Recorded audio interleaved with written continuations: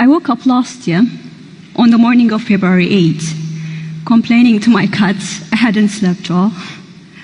As usual, she was walking on me, jumping on me, also complaining I woke up late to give her food. It was a pretty typical day for us. And then I heard a knock in my door. I wasn't expecting anyone. When I opened the door, security agents raided my house and threatened to kill me. I had been working on a story about a 27-year-old mother who was held captive for 2 weeks in a military camp 2 months after the ongoing bloody conflict in Ethiopia began. She had been gang-raped by 15 Eritrean troops who at times took turn assaulting her for over 8 hours, leaving her spine and pelvis fractured, torturing her together with thousands of other sexually enslaved women. And I had been researching stories for some time. That day marked the beginning of my own personal persecution and SWAR. The security agents who raided my house took evidence I had gathered and warned me to be silent. 3 days after the raid, I published my investigation about the sexually enslaved women in the LA Times. The same day, the Prime Minister's office released a statement saying I wasn't a journalist. The supporters waged an online hate campaign against me, which aimed in discrediting my work and depicting me as a criminal. I was forced to flee. On November the 3rd, 2020, Prime Minister Abiy Ahmed, who I would like to note is a Nobel Peace Prize laureate, sent troops to Ethiopia's Tigray region, igniting a civil war.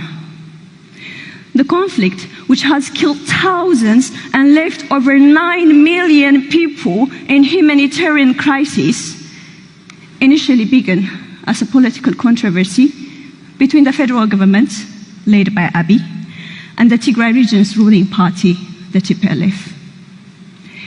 But soon, disturbing evidence of ethnic cleansing, weaponized sexual violence, and mass starvation against the civilian population began to emerge.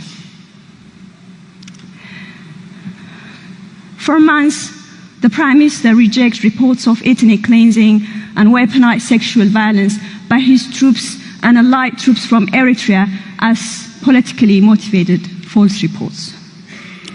He denied the very presence of these Eritrean troops who committed the most horrific war crimes over the course of this conflict.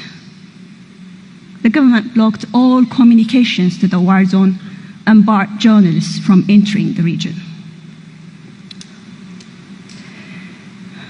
All warring parties in this conflict have committed atrocities. In August last year, as they advanced to neighboring regions of Afar and Amhara, members affiliated to the Tigray forces have committed atrocities, including sexual violence and extrajudicial killings on civilians out of retribution. They have gang-raped girls as young as 12 and 14-year-old. The overwhelming amount of evidence suggests this. Ethiopian government troops, allied troops from Eritrea, and local Amhara forces have committed the most horrendous, large-scale, systematic atrocities against ethnic Tigrayan minority, which could potentially amount to genocide as defined by international laws. Outside war zones, ethnic Tigrayans who live in the capital and the rest of the country have been rounded up by government police officers, arbitrarily detained, their businesses closed, have been taken to detention camps across the country. Many have forcefully disappeared, tortured, raped, and killed inside the camps. Others have been subjected to ethnic profiling and hateful rhetoric by government officials and activists.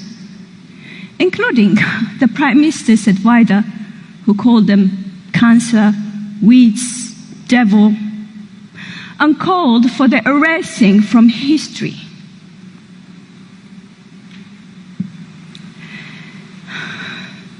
In December last year, the UN Human Rights Council passed a resolution to establish independent investigation into crimes by all sides.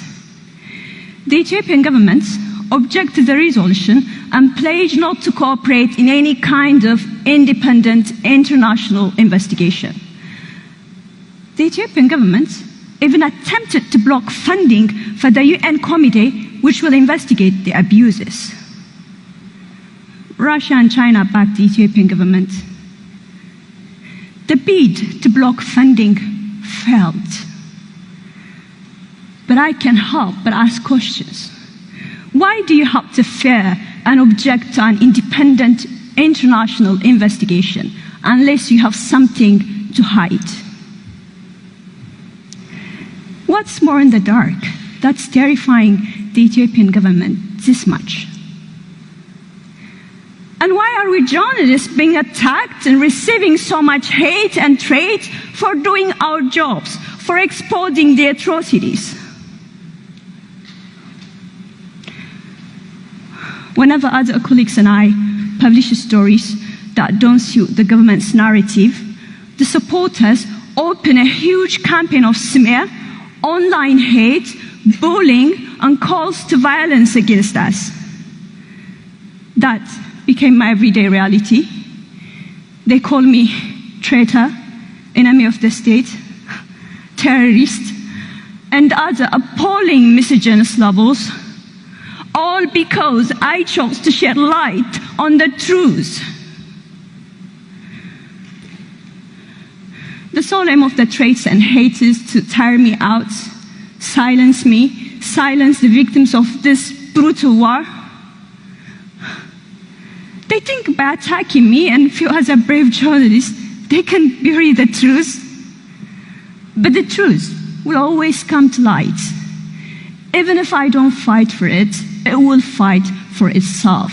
It will always find ways to reveal what's hidden. I am only an instrument.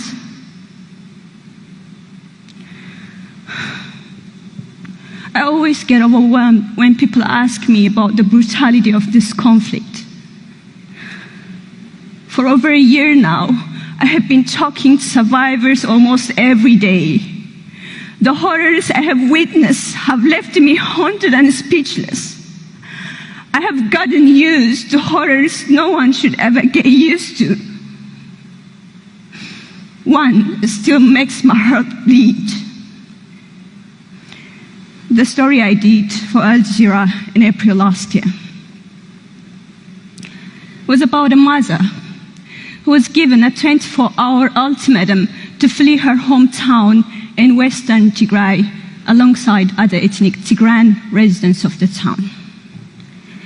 As she was fleeing with her kids, the Amhara militia, who controlled her hometown and ordered the ultimatum, found her and gang raped her. And then they inserted a hot metal rod into her genitals and burned her uterus. They told her they don't want a Tigrayan womb to give birth.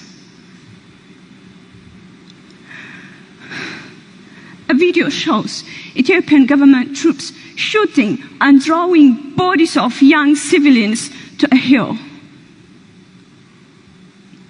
And these gruesome footages and testimonies are still coming, stealing my joy, eroding the hopes and beliefs I had in the goodness of humanity.